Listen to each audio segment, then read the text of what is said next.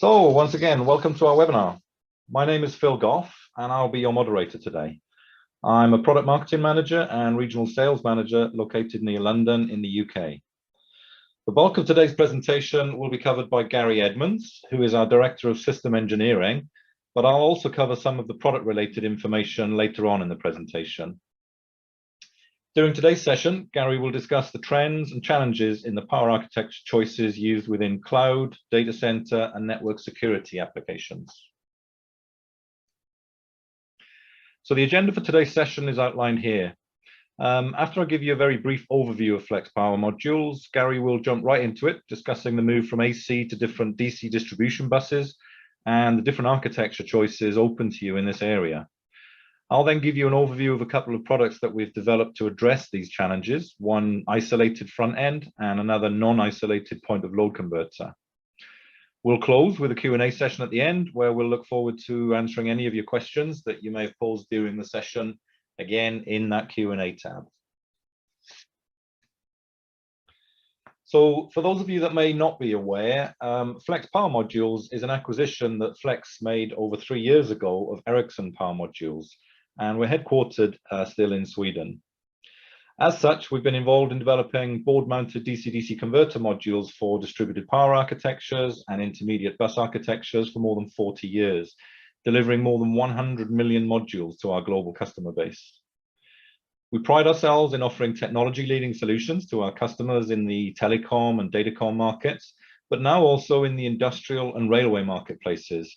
And we've developed several firsts in these areas where our focus is on offering the highest levels of efficiency, power density, reliability, and design flexibility, with a special focus on digital solutions. Our product range as of today covers front-end power interface modules, isolated and non-isolated DC-DC bus converters, non-isolated point of load converters, direct conversion products, and voltage regulator modules. So with that summary, I'll hand you over to Gary to start the main part of the webinar. Over to you, Gary. Thank you, Phil. Hello, everyone. Thought I'd start off today by spending a little bit of time on describing some of the driving forces behind power architecture in data centers. The growth in cloud services has been one of the major drivers for that, leading to some pretty substantial architectural evolution for data center hardware, including the power solution itself. Here's a good example. If you look on the left-hand side, you see a rack that would be representative of the traditional approach to power. This actually would be the way that most data centers are today. And what you see over on the left-hand side is a power strip, the right of the picture. You see individual AC cords being plugged in there, and you see groupings.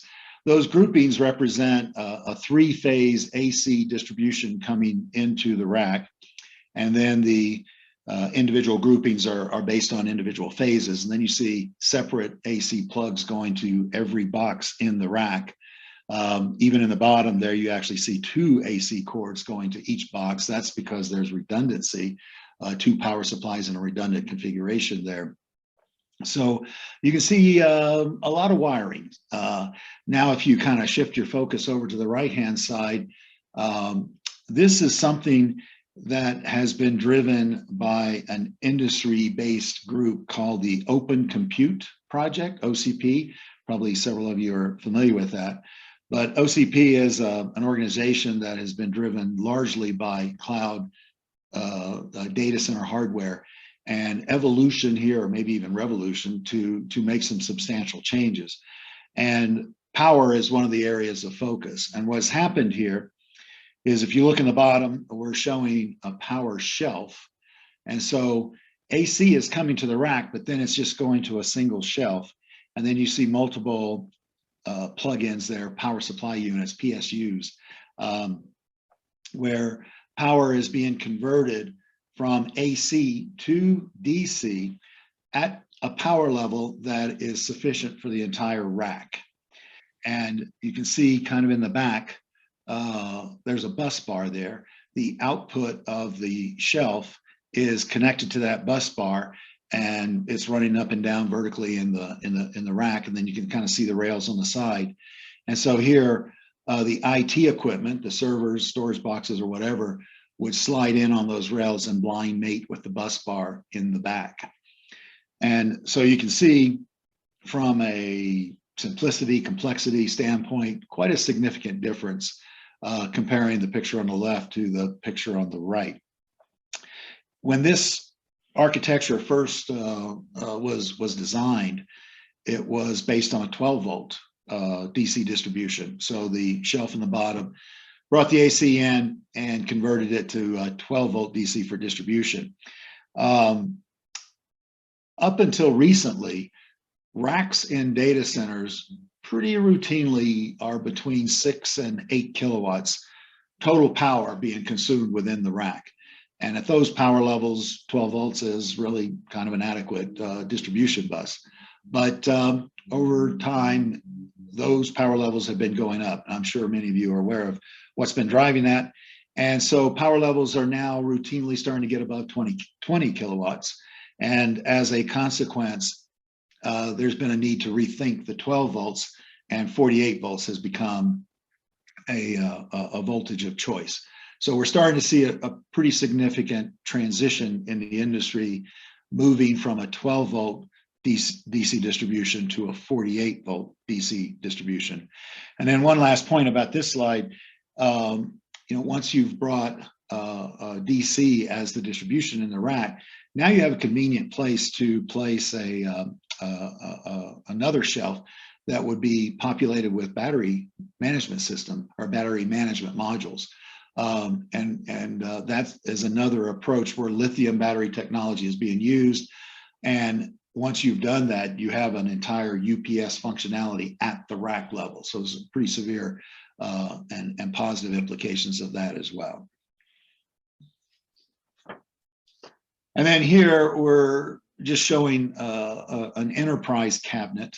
And these guys maybe were a little bit ahead of the data center, may have been the motivation for where the data center is going, because this bulk AC to DC conversion has been done in this way for quite a while.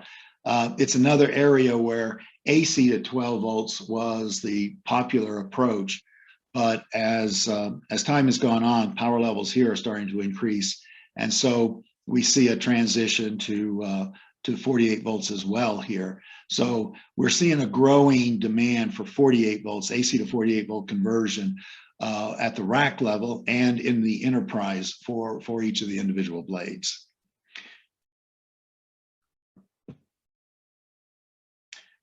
So now that we've got 48 volts, what do we do with it? Well, 48 volts has been around for quite a while. It has been the voltage of choice in the telecom history, going back more than 100 years ago. The central office was actually electrified before a lot of the country was, but in the telecom industry, 48 volts was chosen as high enough to have reasonable currents as you bus them around in the central office, but low enough to be safe. And so that was one of the driving factors of choosing a 48 volt DC distribution.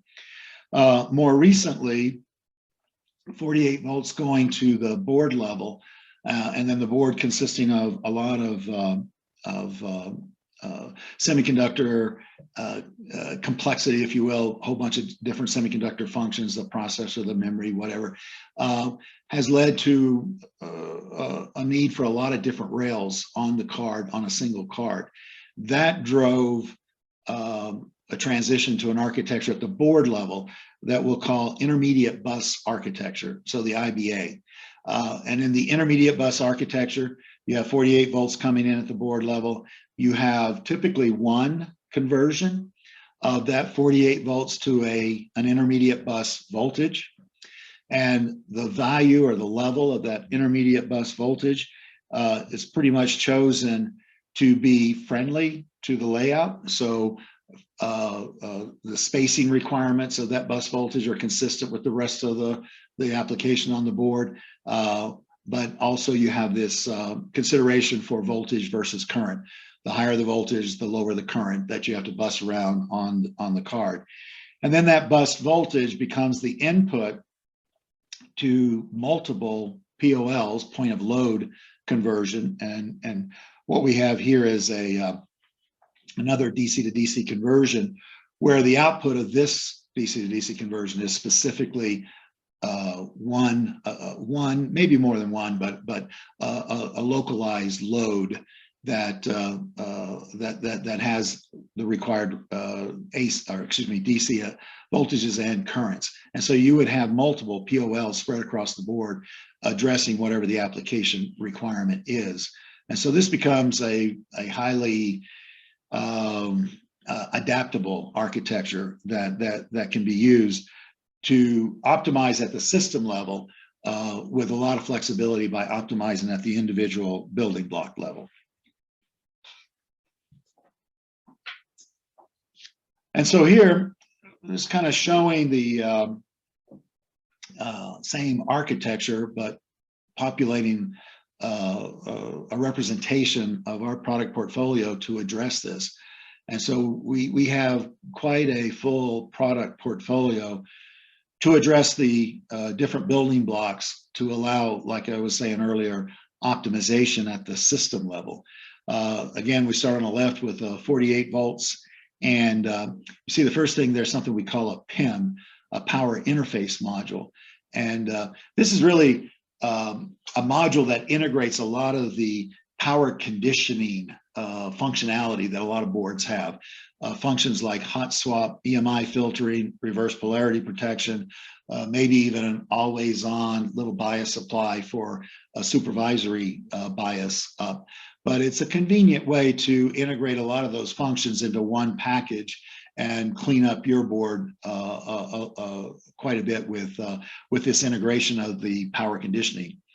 The output of that is a power conditioned 48 volts. And then that's where the IBC comes into play. Our portfolio for intermediate bus converters is quite broad, as low as 30 watts, and then going all the way up to a 1540 watt thermal capability with a 2450 watt peak capability in a quarter brick. So quite a broad product range here. High efficiency is something that we focus on. Many of these converters have a digital controller that gives you PM bus communication capability, which provides a lot of flexibility with respect to configuration, fault management, communication, telemetry, that kind of thing. And we employ these bus converters in all the popular form factors: quarter brick, eighth bricks, 16th bricks. So quite a nice product portfolio there. And then, of course, the output of the IBC becomes that intermediate bus voltage that is distributed across the board. And then here again, we have quite a few building blocks here to address whatever the application requirements are. Starting at the top, we call that a high current rail. Typically, these are your processors where hundreds of amps, maybe 500-600 amp thermal capability, and more we're seeing peak current capabilities required upwards of 1,000 amps, even starting to see above 1,000 amps. We have a nice little building block here we call a BMR 510, and this is just a two-phase module. It's integrating the powertrain in a multi-phase. So we've incorporated two phases in this module, and then these can just be added together as many phases that are needed to address whatever application requirement you have, both from a thermal and a peak current capability. This particular device is 40 amps per phase thermal and 70 amps per phase peak. So that gives you a capability for an 80 amp or 140 amps to then, like I said, just be 1, 2, 3, 4, however many are needed. And then that would be married with a multi-phase controller to give the complete system. And then as we move into the medium and low currents, quite a nice product portfolio there with the ability to address a wide variety of output voltages, usually 0.5 volts up to maybe 5 volts with a 12 volt input. And then current ranges 6 amps into the low 100 amps. And again, many of these have digital controllers that make it very straightforward to populate a digitally controlled IBC with a bunch of digitally controlled POLs, and then all of those can be tied together on the same PM bus, creating a power system that provides a lot of flexibility for power system management. And then we have the low current capabilities covered as well, with some very small POLs to address whatever kind of a little bit of drive bias supply requirements. And then on the bottom, we have something we call direct conversion. It's a little bit of a different technology, but essentially what this is targeting is the higher current applications and being able to address those high currents using one block that takes your 48 volts to your silicon conversion in one conversion. And this is done in a multi-phase architecture so that again, this can be used in however many chunks that you need to address the application requirement. And this can be a very space efficient design, because again, it's the direct conversion and it eliminates a conversion, so it improves the efficiency as well. So this is another attractive building block, if you will, to add to your options when you're thinking about your application requirements. You know, I talked a little bit about the conversion to an intermediate bus voltage. That should raise the question right away, what should that voltage be? Well, 12 volts has been a very popular voltage for a very long time. And one of the reasons for that is because 12 volts has kind of become an industry standard as a native voltage, if you will, for IT equipment. A lot of that has been driven by an AC to 12 volt you know, that very first rack that I showed you earlier with all those AC cords going to the individual boxes. Those individual boxes were converting AC to 12 volts. And that would be a regulated 12 volts no matter what was happening on the AC side. So 12 volts has become an embedded legacy capability. And so 12 volts is kind of an obvious choice. And there's going to be a lot of requirements for 12 volts as we go forward because of the fact that it has that history, that legacy capability. But when we get into a scenario in which the 48 volt to application conversion is clean sheet, if you will, and you have complete control over the entire architecture there, then we can start to consider different approaches. And here again, what we're talking about is taking advantage, leveraging the overall system requirement by focusing on individual building blocks for optimization to gain an advantage at the system level. And one of the ways to do that is to introduce an IBC, an intermediate bus converter, that converts 48 volts to its output using a ratio conversion. So a 4-to-1, a 5-to-1 converter. And when we do that, the powertrain for that unregulated IBC can be optimized with higher efficiency, higher power density. Higher power density means smaller, whether it's smaller in footprint or height or both. With improved power density, you have some options there. And so the unregulated capability offers some opportunity for system level improvement.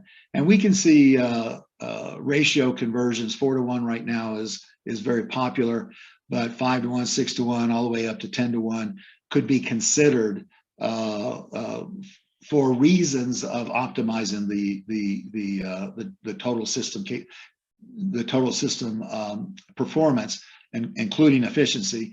Lower bus voltage, for example, can improve a second stage conversion.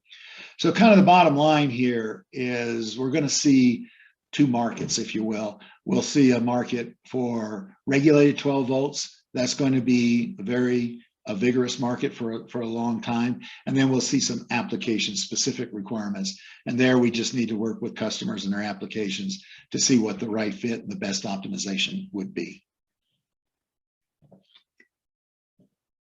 And then continuing on the theme of leveraging individual building blocks for overall system gain, here we're talking about looking at the form factor of the individual building blocks. And when implementing functionality in a module, it gives us the opportunity to actually use the vertical dimension to integrate the components, so that by doing that, we can reduce the footprint. And so our BMR 510, we talked about that earlier, the two-phase module, I think is a great example of that.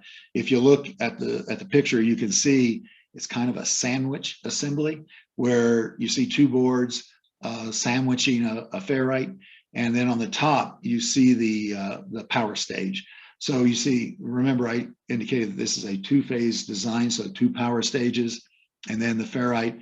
And we're putting the power stage on top to, again, take advantage of the vertical dimension, reduce footprint, and then also optimize this for topside cooling, which is becoming an increasingly common approach for thermal management in the design. But fundamentally, you can see here that we're leveraging the Z dimension, or as my English colleague calls it, the Z dimension, to get better space utilization. And then one last example of that, this is something that's been around for quite some time, but integrating the module into a SIP package, a vertical package. This, we're showing an example of our BMR 474, a recently released product that Phil's going to talk a little bit more about later on. But the point here is to show that by going to a SIP package, we can shrink the footprint a lot and taking advantage of the Z dimension. So it's something else to consider. If your application is space constrained, then a module can be something that would be a very attractive alternative that is implemented using this vertical approach that we call SIP to save your board space. So I think with that, I've kind of finished up, and I'll turn it back over to Phil. That's great. Thank you, Gary. So yeah, it leaves to me to talk to you a little bit more in detail about a couple of the products that Gary introduced to you there.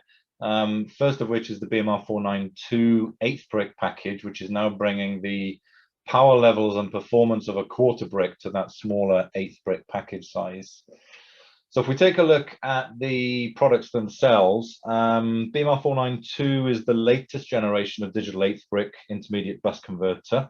Already released is the 600 watt rated version on the left hand side here, that delivers a fully regulated 12 volt output, and includes the digital interface pins, which enables you to communicate with the module over I2C through PM bus for monitoring, configuration and control purposes.